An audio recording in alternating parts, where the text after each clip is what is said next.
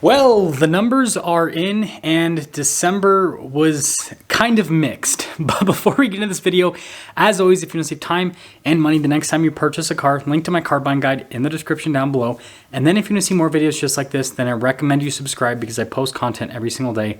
Let's get into it.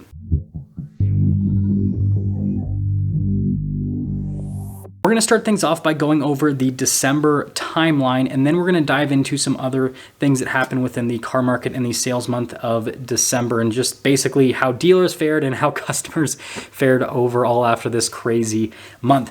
So starting at the beginning of the month, it actually looked like it was going to be a pretty promising month for dealers because there were a lot of sales, during Black Friday and then just after Black Friday, and that kind of continued into December, but then it quickly shut off. And so dealers basically went from going, hey, maybe the market bottomed out and now things are gonna be normal, to, oh crap, the market didn't actually bottom out.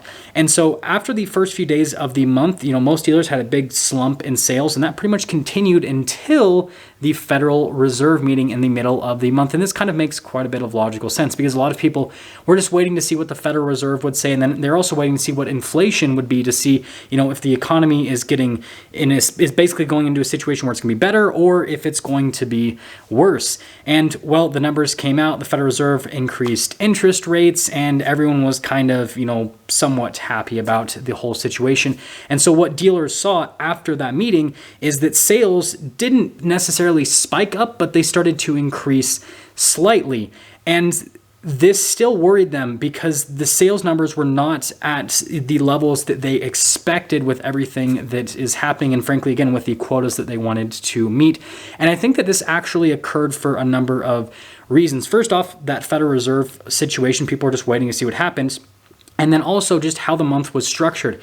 We had Christmas on a weekend, and so that means that a lot of people basically worked right up until Christmas or Christmas Eve. And so they didn't really have time to go and shop for a vehicle because they were just, working at their jobs. And so this is why we had just such a slow month for the entire month, because everyone, again, at the beginning of the month is waiting to see what the Federal Reserve says. And then once the Federal Reserve talks, they go, okay, I think I'm willing to buy a car with everything that's happening, but I can't do anything until after Christmas because I have to work until Christmas. And this leads us into the after Christmas period. It was an absolute frenzy for not every single dealer, not every single brand, but for a lot of brands. I mean, it was absolutely insane. Like, there were dealers that went from selling, just a few cars per day to selling 30, 40 cars per day after Christmas, because basically everyone decided that they wanted to go and buy a car. And so some dealers were able to meet their end of the year quotas because of this buying frenzy. However, there were a lot that frankly missed their quotas because things didn't pick up even after Christmas for them, or they just didn't pick up quite enough for them to be able to hit those goals. So in summary, the December timeline was pretty interesting because you basically had a buying frenzy at the beginning of the month and a buying frenzy at the end of the month, and just not a lot happening in the middle of the month, except for, a lot of people at dealerships probably stressing out like crazy. So cortisol levels were at an all-time high in the middle of December for dealers. Now let's talk about some other general market trends that occurred during the sales month of December. First off, used car values continued to decline throughout the entire month, which is good news and bad news. It's good news in the form of, hey, used cars are becoming more and more affordable, but it's bad news in the form of, well, if you have a trade-in, your vehicle is worth less money today than it was at the beginning of the month, and it looks like this trend is going to continue.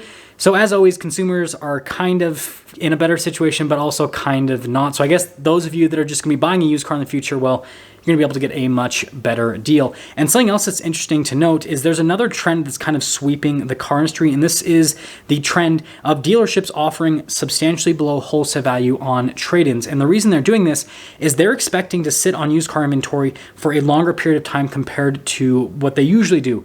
And so to protect themselves, they aren't offering customers today's wholesale value. They're offering customers tomorrow's wholesale value, typically 60 to 90 days out at this point, because that's how long dealers expect to sit on the inventory.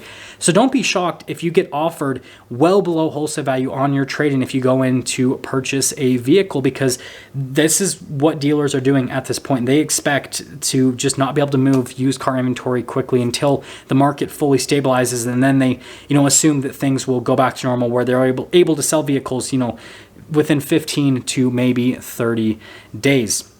And then the next trend is with new cars. So we saw quite a few rebates. Now, not every single manufacturer had rebates. It's usually the manufacturers that had more inventory, like Stellantis, for example, that had rebates. Also, a lot of cemented rates. And it looks like this is going to continue into next year as manufacturers see dealers start to stack up with more and more inventory across the board. I mean, there's not a single manufacturer at this point that doesn't have more inventory today compared to what they had yesterday. I mean, everyone is up. Even like Subaru that has no inventory, even in a normal market, they have some inventory at this point. And then the other trend with new cars is that prices have come down. Now, asking prices have not. Actual transaction prices have come down, however. There are fewer and fewer customers that are paying over MSRP, and frankly, there are fewer and fewer customers that are paying MSRP in general. A lot of people are starting to pay well under MSRP and sometimes even under invoice as well, which is kind of a win. So obviously, these customers are putting themselves in a position where they're making it so dealers aren't making as much profit on the vehicle, which looks great. But because manufacturers have increased prices so much over the course of the last year, a lot of vehicles have an invoice price of what their MSRP price was last year. So it's like you're paying the same amount for a car now as if you bought it, like compared to what if you bought it last year. Like it's one of those situations where it's like, it's kind of better, but it's also kind of not better. And then obviously we had the rate increase. So what that did is that just increased payments across the board, even though people are basically buying cars at lower transaction prices compared to just a few months ago. Well, they're paying about the same amount of money in terms of the monthly payment because the interest rates are high enough to kind of offset a lot of the discounts that people are actually getting. And then on the dealer side of things, we're starting to see more and more liquidations. Everyone already knows about the whole Carvana situation, but a lot of, small independent used car dealers are also in the position where they're basically going out of business and they are liquidating their inventories.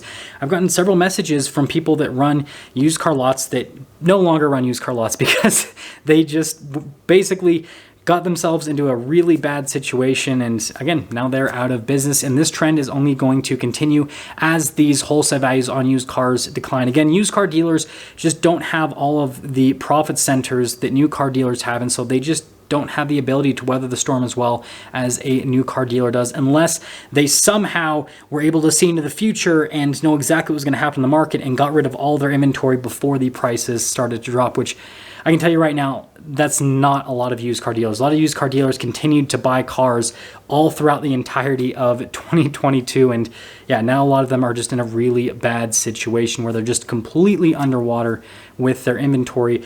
And so just expect this to continue to put more and more downward pressure on the used car market. Like I said, values are declining.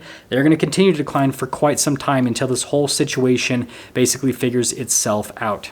Now, the next trend that happened during the month of December is just more dealership layoffs and firings. You saw, salespeople get fired, managers get fired, and then, staff that are, more on like an hourly type wage just get laid off. So like lot techs, for example, a lot of receptionists as well. A lot of people back in the shop, actually. So not mechanics, but some of the desk people that are associated with service departments. And dealers are basically consolidating everything, and they're now making people just do multiple roles. And I'm going to tell you right now that the layoffs and the firings are going to continue, because as dealer profits continue to decrease, then dealers are going to look to reduce their costs to make up for the fact that they're not making as much money. Now, the last trend that I want to talk about is the no-fly zone within the car market. And what I'm talking about is cars from the $40,000 to $100,000 price range just aren't really selling all that well anymore. Cars that are under $40,000, they're still pretty hot. And it actually makes quite a bit of sense when you look into it, because a lot of cars that are under $40,000 tend to be smaller vehicles that are more fuel efficient, and you can frankly find a lot of reliable cars in that price range. And that's what a lot of people want, because when the economy is not in a great place, people just want, again, reliable, fuel-efficient transportation so that their vehicle doesn't cost them all that much money to buy and to run. Now, when you look at vehicles in the $40,000 to $100,000 price range, those are vehicles that are typically purchased by, your average Joe, right? That has a regular job, and, some of them make a little bit more money, so they purchase slightly more expensive vehicles, and some of them make a little bit less money, so they purchase slightly less expensive vehicles in this price range. But here's the deal. The average Joe is very concerned about the economy right now, and so they're not really wanting to buy cars in that price range right now until they know that the economy is going to be in a good state. And so this is why you're seeing manufacturers that produce cars in these price ranges not really sell vehicles, because people just don't want to touch them.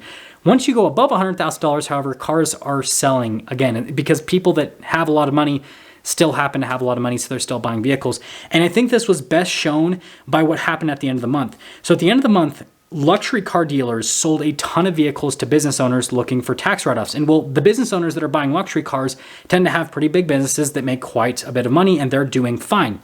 Now, what you'll also see is, manufacturers that sell slightly less expensive vehicles that will appeal to smaller business owners typically, have, again, a flood of people going in to get tax write-offs.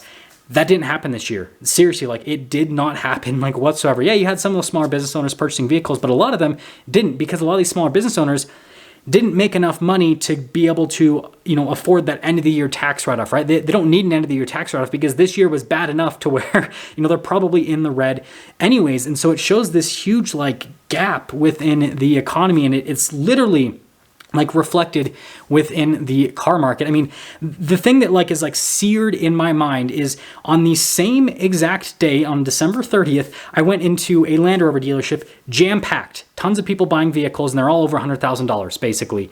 And then I also went into a Toyota dealership, and then I also, drove through a Jeep dealership.